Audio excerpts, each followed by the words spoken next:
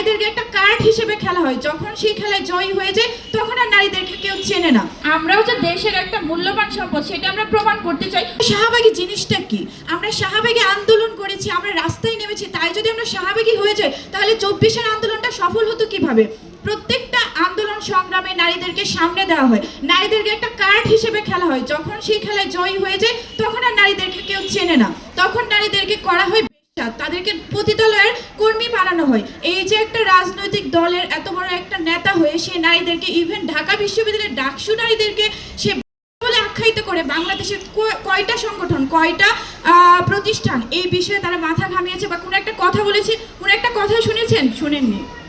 দেখা গেছে আমরা গুটি কয়েক শিক্ষার্থী এটার বিরুদ্ধে প্রতিবাদ করে যাই। আসলে আমরা যদি সারা দিন রাত একসাথে প্রতিবাদ করি, এই যে এখানে আমরা বসেছি, প্রেস করছি, এখানে কয়টা নারী আছে? অসংখ্য নারী আছে যারা এগুলো সহ্য করতে না পেরে তারা পিছনে চলে গেছে, তারা এগুলো বলতে পারছে না। তাদের যে অগ্রগতি যে হওয়ার যে সম্ভাবনাটা ছিল সেটা তো এর আগেই শেষ হয়ে গেছে।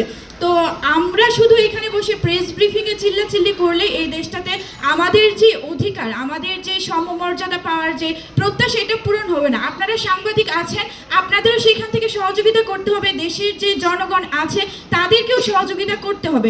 দেখবেন এখানে আপনারা এই যে আমাদের প্রেসটা লাইভ করছেন, যাই করছেন, পোস্ট করবেন, সেখানে অসংখ্য গালি দেওয়া হবে আমাদেরকে, অসংখ্য পরিমাণে।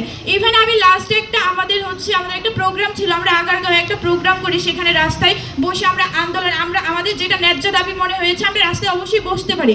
সেখানে এত পরিমাণে সাইবার বুলিং করা হয়েছে যে ফেসবুকে যে ঢুকবো, কমেন্ট সেকশন যে চেক করবো, এটা সাহস পর্যন্ত পাইনি। আমরা চাই নারী পরিচয় না, শুধু আমরা বাংলাদেশের নাগরিক, আমরা দেশকে গড়তে চাই। আমরা রাজনীতি বলেন, সোশ্যাল অ্যাক্টিভিটিস বলেন, সব কিছুতে আমরা অংশগ্রহণ করতে চাই। আমরাও যে দেশের একটা মূল্যবান সম্পদ সেটা আমরা প্রমাণ করতে চাই। ওই সুযোগটা যাতে আমাদেরকে দেওয়া হয়।